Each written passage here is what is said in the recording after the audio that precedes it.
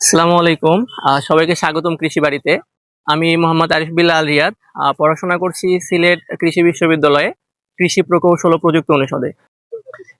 একজন ভবিষ্যৎ কৃষিবিদ এবং কৃষি প্রকৌশলী হিসেবে দেশের কৃষি খাতকে আধুনিকভাবে সাজানোর স্বপ্ন দেখি। আমাদের আজকের কৃষি বাড়ির অনুষ্ঠানের অতিথি হিসেবে রয়েছে রাজশাহী প্রকৌশল বিশ্ববিদ্যালয়ের একজন ভবিষ্যৎ প্রকৌশলী মোহাম্মদ রুবায়েত। আসসালামু আলাইকুম। আমি S M Hasin Hasnat, department of mechatronics engineering, RUET.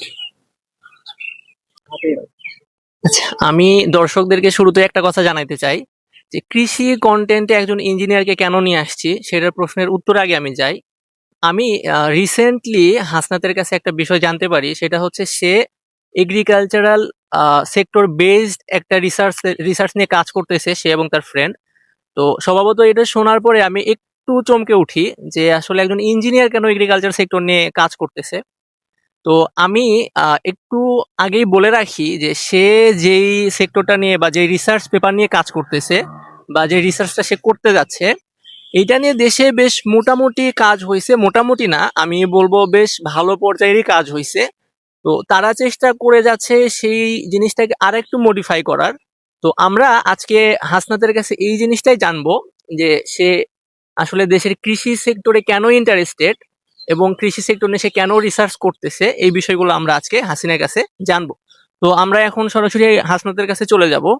তো হাসনাত, আমি যেটা জানি যে তুই হচ্ছে কৃষি সেক্টর নিয়ে ইন্টারেস্টেড এবং কৃষি রিলেটেড যেই রিসার্চ গুলো আছে, কারণ তোর হাতে তো একজন ইঞ্জিনিয়ারের হাতে রিসার্চ করার জন্য অনেক অপশন থাকে। এত অপশন থাকার পরেও তুই হচ্ছে কেন কৃষি সেক্টরেই রিসার্চ করতে চাস, বা তুই কি কেন কৃষি সেক্টরেই কেন ইন্টারেস্টেড? বাংলাদেশের প্রেক্ষাপট থেকে যদি আমরা চিন্তা করি যে বাংলাদেশে আসলে কোনটার সম্ভাবনা অনেক বেশি, তো যদি আমরা দেখি যে কৃষি সেক্টর একমাত্র সম্ভাবনাময় সেক্টর বাংলাদেশে, এটার মেইন কারণ হচ্ছে বাংলাদেশ মানে উর্বর দেশ আর কি। মানে এখানে যদি কোনো কিছু হচ্ছে মানে কোনো একটা বীজ যদি ফালানো হয়, অটোমেটিক দেখা যায় যে গাছ হয়ে যাচ্ছে এবং সেখান থেকে ফল দিচ্ছে। তো সেদিক থেকে চিন্তা করলে বাংলাদেশের মানে কৃষি সেক্টরে একটা অন্যরকম যদি বৈপ্লবিক পরিবর্তন আনা যায়, তাহলে আমার মনে হয় যে এই সেক্টরে অনেক ভালো কিছু করা সম্ভব। আমরা যদি বাহিরের দেশে দেখি, যেমন জাপান, সিঙ্গাপুর, চায়না, তারপর সৌদি আরব, এদের মাটি অতটা উর্বর না হওয়া সত্ত্বেও এরা টেকনোলজি ব্যবহার করে অনেক ভালো ফলাফল নিয়ে আসতে পারে। এটার মেইন কারণ হচ্ছে এরা টেকনোলজির সঠিক ব্যবহার করতে জানে। তো সেই দিক থেকে যদি বাংলাদেশে চিন্তা করা হয়, বাংলাদেশের মাটি তাদের তুলনায় অনেক উর্বর। সো আমরা যদি হচ্ছে টেকনোলজিকে বাংলাদেশের কৃষির মধ্যে ফুললি আনতে পারি, তাহলে আমার মনে হয় যে বাংলাদেশের কৃষি খাত একটা অন্যতম সম্ভাবনাময় খাতে রূপান্তরিত হবে।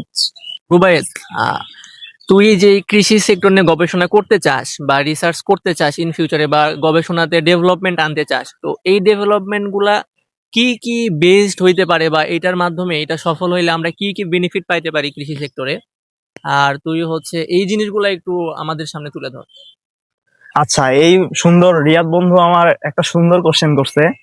তো আমরা যদি হচ্ছে একটা উদাহরণের মাধ্যমে জিনিসটাকে ব্যাখ্যা করার চেষ্টা করি, তো ধরেন একটা কৃষক যে হচ্ছে মৎস্য খামারি, সে মাছ চাষ করে।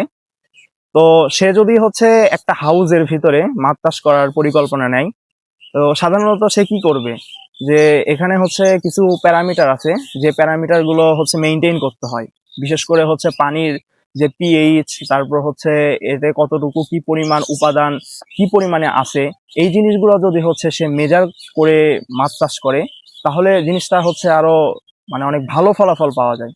তো এই ক্ষেত্রে যদি আমরা এখানে যদি একটু টেকনোলজির ইউজটা করি, যে ধরেন যে হাউজের ভিতরে সে মাছ চাষটা করবে, সেখানে যদি আমরা বিভিন্ন ধরনের সেন্সর অ্যাড করে দেই, যে এটা কি করবে, পানির হচ্ছে বিভিন্ন ধরনের যে উপাদান আছে, যেমন যেমন হচ্ছে পিএইচ আছে, তারপর ডিও, বিওডি, সিওডি, তারপর টিডিএস, এই জিনিসগুলো যদি মেজার করার জন্য আমরা সেন্সর ইউজ করি, এবং এই সেন্সরের যে ডাটাটা আমরা পাবো, এটা হচ্ছে রিয়েল টাইম ডাটা, মানে সারাক্ষণ মানে সর্বক্ষণিক এই ডাটাটা হচ্ছে আমরা সেন্সর থেকে নিতে পারি। এবং এই ডাটাটা যদি আমরা অ্যানালাইসিস করে একটা হচ্ছে ফলাফলে আসি যে আজকের দিনের বা প্রত্যেক 1 মিনিটের অথবা 1 ঘন্টার যে পানির যে উপাদানগুলোর যে মান, এই জিনিসগুলো যদি আমরা অ্যানালাইসিস করে একটা অ্যাকশনে যাই, ধরেন যদি হচ্ছে পিএইচ এর মান কম থাকে বা ডিও ডিজলভ অক্সিজেনের মান কম থাকে, তাহলে আমরা কি করতে পারি অ্যাকশন হিসাবে, সেটা যদি আমরা একটা স্মার্টফোনের মাধ্যমে যদি এই জিনিসগুলো কন্ট্রোল করতে পারি, তাহলে জিনিসটা আরো অনেক স্মার্ট এবং হচ্ছে ইজি হয়ে যায় আমাদের জন্য। আপনারা এতক্ষণ আমার বন্ধু হাসনাতের মুখে কৃষি সেক্টরের বিভিন্ন সম্ভাবনাময় প্রযুক্তি নিয়ে জানতে পারলেন। তো আমরা ভবিষ্যতে কৃষি সেক্টরে আরো বিভিন্ন যে টপিকগুলো আছে, গরু পালন থেকে শুরু করে চাষাবাদ, এই জিনিসগুলো নিয়ে আমরা দেশের সবচেয়ে শীর্ষস্থানীয় যেই কৃষিবিদ রয়েছে, দেশের সব থেকে শীর্ষস্থানীয় যেই ইঞ্জিনিয়াররা রয়েছে, প্রকৌশলীরা, তাদের সাক্ষাৎকারের মাধ্যমে আমরা কৃষি সেক্টর নিয়ে বিস্তারিত আলোচনা নিয়ে সামনের পর্বে উপস্থিত থাকবো। আজকের জন্য এই পর্যন্ত। ভালো থাকবেন সবাই। আসসালামু আলাইকুম।